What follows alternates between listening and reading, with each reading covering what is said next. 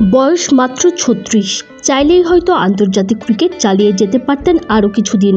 অথচ তামিম ইকবাল এই বয়সেই কিনা ম্যাসিভ হার্ট অ্যাটাকের শিকার। জাতীয় দলের সাবেক অধিনায়ক রয়েছেন জীবন মৃত্যুর সন্ধিক্ষণে, আর তার সুস্থতা কামনায় গোটা ক্রিকেট দুনিয়া এক হয়ে প্রার্থনায় মত্ত।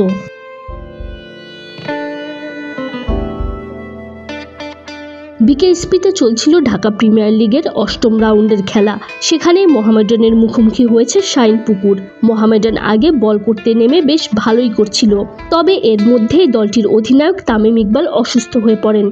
তড়িঘড়ি করে হেলিকপ্টার পাঠানো হয় তামিমকে হাসপাতালে নিয়ে যেতে।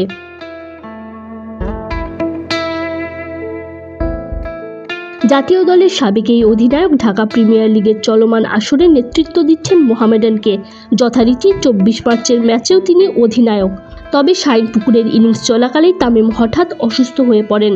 অস্বস্তি অনুভব করলে তাকে তড়িঘড়ি করে প্রাথমিক চিকিৎসা দিতে এগিয়ে আসে মেডিকেল টিম। বুকে ব্যথার কথা জানালে তাৎক্ষণিকভাবে হেলিকপ্টার উড়িয়ে আনা হয় মাঠে।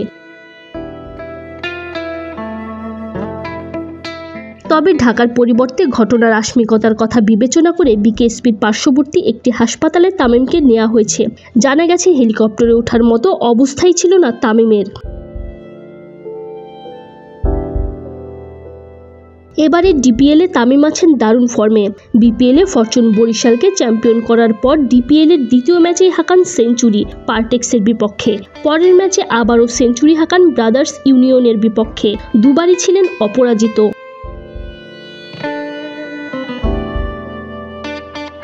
তামিমের অসুস্থতা দলের জন্য তো বটেই, সমর্থকদের জন্য দুশ্চিন্তার কারণ। ৩৬ বছর বয়সী এই ক্রিকেটার সম্প্রতি আন্তর্জাতিক ক্রিকেট থেকে অবসর নিয়েছেন। তখনই ঘরোয়া ক্রিকেট চালিয়ে যাওয়ার কথা জানিয়েছিলেন তামিম, যতদিন অন্তত নিজেকে ফিট মনে করেন। তবে তার এবারের অসুস্থতা সবার মনেই শঙ্কার জন্ম দিয়েছে। তামিমের অসুস্থতার খবর পেয়ে বিসিবি কর্মকর্তারা হাসপাতালে ছুটে গিয়েছেন। বাতিল হয়েছে বোর্ড সভাও। উৎকণ্ঠা বিরাজ করছে সবার মনে। Tanzim Oishi, BD Cric time.